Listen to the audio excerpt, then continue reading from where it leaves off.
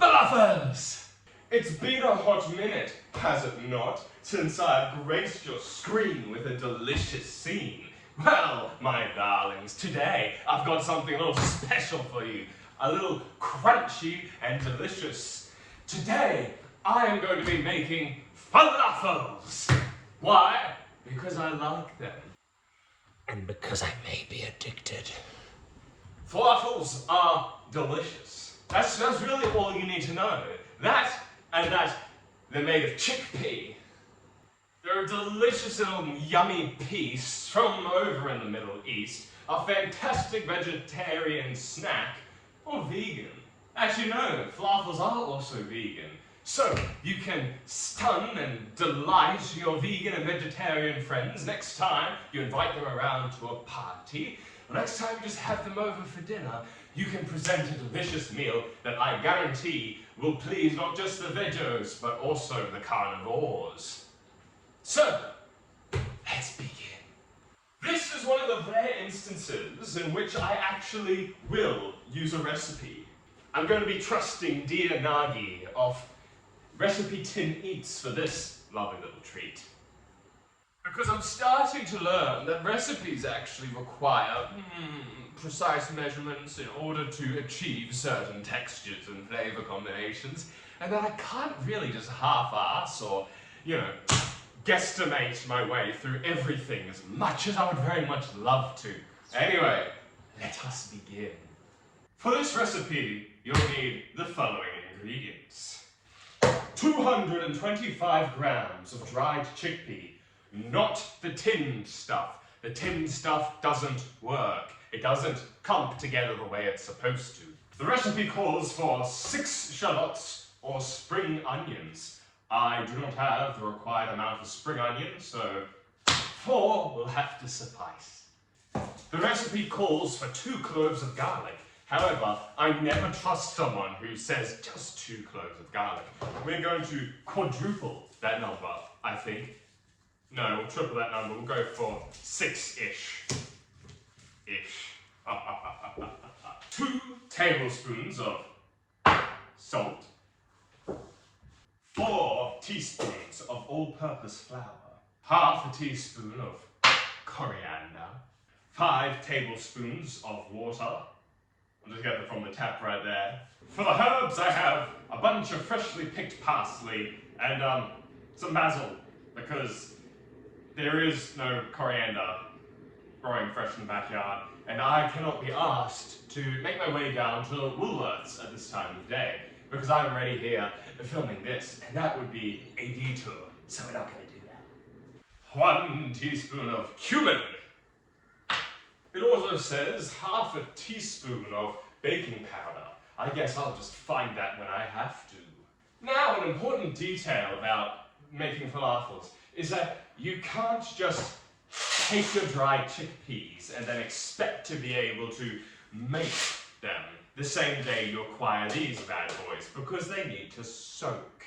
And no, I'm not talking about that interesting Mormon tradition. I'm talking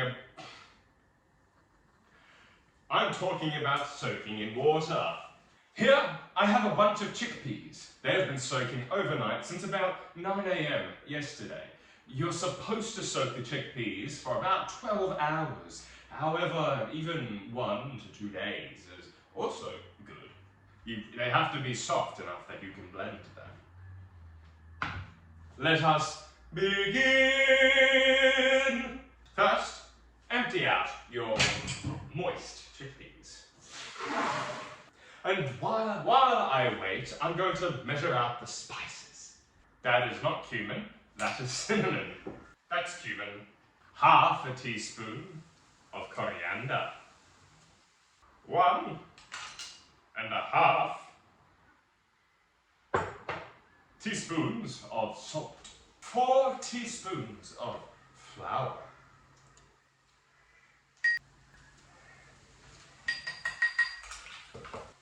Now to locate the baking powder. Baking powder located. Tell me, how much baking powder do we need?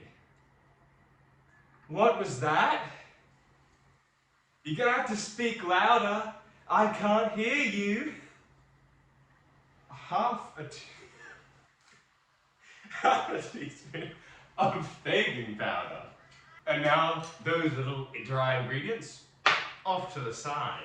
You know what? Because I don't have fresh coriander, I'm going to do another half teaspoon of coriander powder.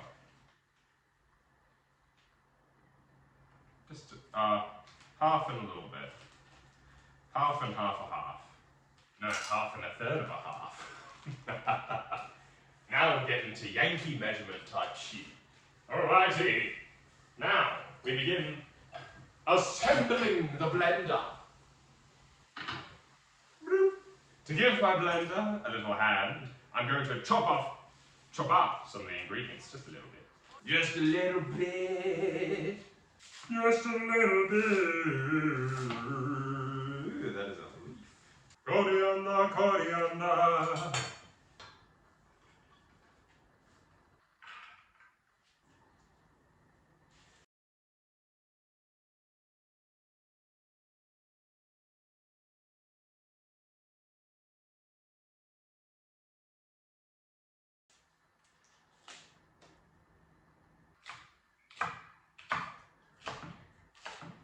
Add in your spring onion. Yeah.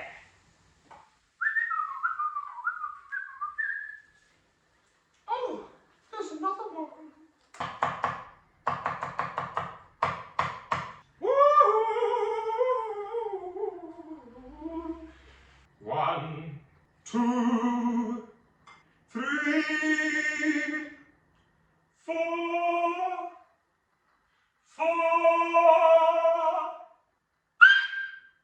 Get back here! You think you get to run away and survive?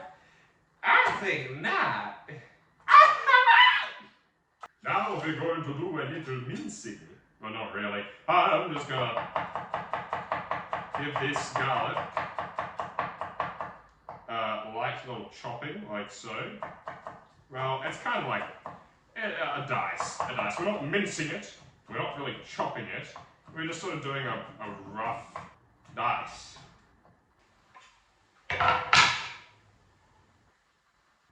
Keep hydrated.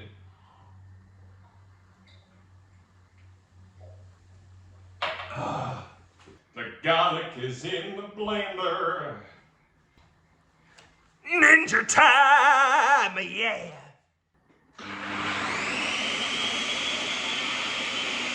The mixture is quite thick, so if you're blending it, you're gonna have to scrape down the sides a little.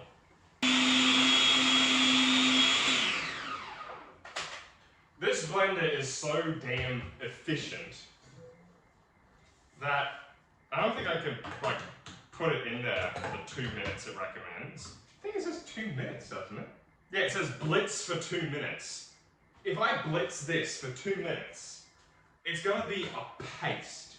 Also, the problem is, it doesn't seem to like grab all the ingredients and draw it down to the center all that well. Also, what's going on with this portion? That's going to...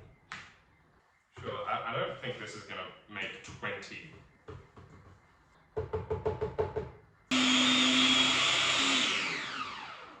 Yeah, I'm not going to do that for the whole time it suggests, because it's just going to be a paste by now. I also didn't do it for the whole time last time, and they were like the best ones I've made yet, so I have faith in my judgment. Alrighty, time to make some chickpea balls. Now it says to get a tablespoon and scoop up tablespoon size chunks and then work them into balls. That's soft. It's a soft ball. That is a very soft mixture, goodness. Soft pair of balls here. Yeah, that's too soft. Maybe next time I'll do less water in the mixture. I'm not really going for a sphere. I'm sort of going for a bit of a slightly oblong shape. A bit like a green dog turd. So after this, it says to let them rest in the fridge for 30 minutes. I didn't do that last time because I was on a bit of a time crunch. But also, last time I didn't really need that time because they were very firm. These are squishy as heck. So this time I'm absolutely going to let them sit in the fridge for half an hour. 2, 4, 6, 8, 10, 12, 13. Okay, this will make 20. I think I stand corrected. And now I'm going to set this tray as there's still some space left in there for one ball to fit. We love our yummy green dog turds here. Whoa. Now that our lovely green turd falafels are all logged out, I'm going to go put them in the fridge for about half an hour. So I'll be back for when they're ready to be cooked. We're oiling up the pan, and then we light the fire. We're gonna be frying these in some oil. We're gonna be doing it in two lots. The first is, well, two stages. The first stage is gonna be at a lower temperature, which is gonna cook it like all the way through. And then the second one, we're gonna increase the temperature, so it creates a nice crispy crust on the outside. We'll know the oil is ready because I'll scream when I put my hand in. You thought I was gonna do it, didn't you? I forgot to hit the play button. Basically, I've put them in the hot oil, and I'm just gonna let them fry away until they're kind of like a golden, and then I'm gonna flip them, and then I'll put them on some paper towel so they can drain off, and then I'll put the next batch in. See how they're nice and golden on one side? That's how we're wanting them to look. Now, I'm gonna do some preparations for serving. So, I'm gonna put some tomato, some greens, hummus, yogurt, and onion. First, just chop the, what am I doing? Yeah, chop the end off the onion, slice it down the middle. We're gonna slice the onion.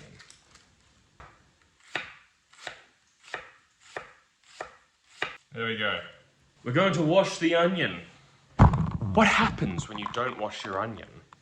I'll tell you what happens. They're sharp and spicy and unpleasant to eat. So what do? We soak it for about a minute, and then we let the water go away. Otherwise, it's just spicy and unpleasant. Grab your onion, chuck it in a bowl. Yeah, you grab an onion, you just chuck it. Water. Let sit for about a minute. Falafel, looking rather golden. I'm just gonna test one.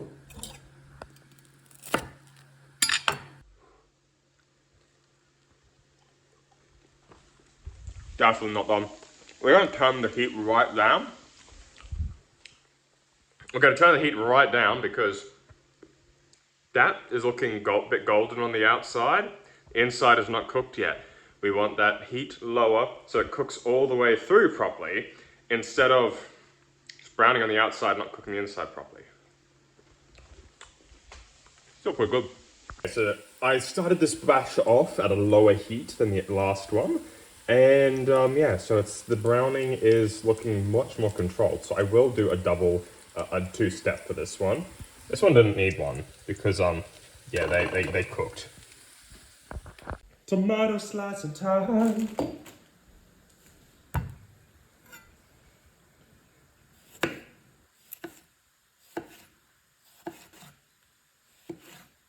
Pretty yum yum yum yum yum.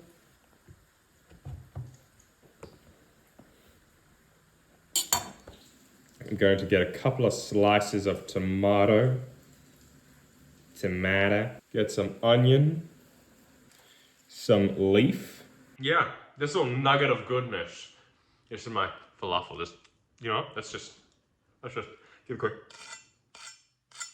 Ah! Yeah! Listen to that. Listen to it sing, darling. Whoa. And we'll grab another one just to show it's not a fluke.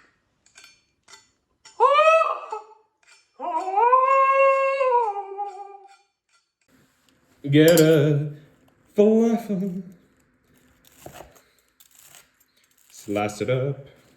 Get another falafel. Slice it up. Then stuff your falafel into that pita pocket. A dollop of hummus. Some yogurt. Yogurt? Yogurt. You know what? Bugger it. Finish off with a little bit of cheese. And now for the taste test.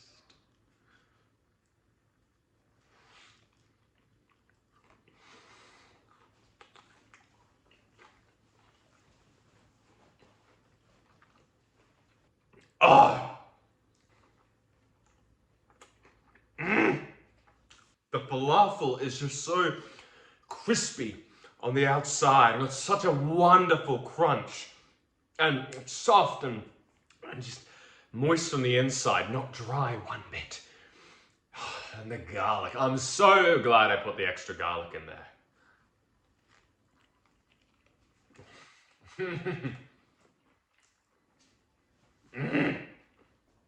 Ah! Everything is just good. And the crunch of the onion doesn't have the sting because we washed it. Oh, the freshness of the tomato and the spinach, the creaminess of the yogurt. You know, we're going to put a bit more on because we didn't get the yogurt all the way down to the base. Yogurt. Yogurt!